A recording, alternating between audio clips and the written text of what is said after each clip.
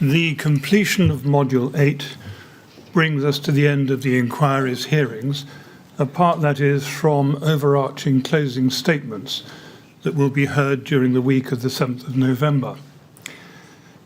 As the hearings come to an end, we enter the next stage of our work, and it may appear to some that the inquiry is no longer active, but I want to assure you that that is not the case.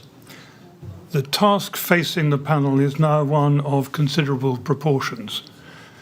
The inquiry has disclosed to core participants over 300,000 documents, all of which are considered to be of relevance in one way or another to the matters under investigation. It has obtained over 1,500 witness statements and has sat for more than 300 days, most of which have been devoted to taking evidence from a wide range of factual and expert witnesses. The panel's task, with the assistance of the inquiry team and its assessors, is to digest all that material and identify the causes of the Grenfell Tower fire and the responsibilities of those involved. Anyone who's followed the inquiry's proceedings will understand that that is not a simple task. Although it's possible to identify some decisions relating to the refurbishment that had an immediate effect, the wider causes of the fire have their roots in the culture of the construction industry and the regulatory regime which applies to building work, amongst other things. Many decisions taken by many different people over the course of many years conspired to create a building which, in June 2017, was vulnerable to a catastrophic fire resulting from the failure of a common type of domestic appliance. In the course of the hearings, it has become apparent that many mistakes were made, and many witnesses have acknowledged that they, or the organisations they represented, failed in one way or another to meet the standards to be expected of them. However, in order properly to identify and evaluate the underlying causes of the fire, the panel will have to consider the evidence in detail to determine the extent to which such failures contributed to the disaster. When seeking to identify the causes of a major tragedy in which so many people died, it is important that criticism should be directed at those who truly bear substantial responsibility for what occurred.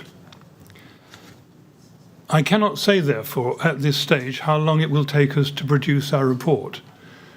We are, of course, acutely aware that all those who have an immediate interest in the outcome of the inquiry, and I think particularly of the bereaved survivors and local residents, need us to complete our work as quickly as possible.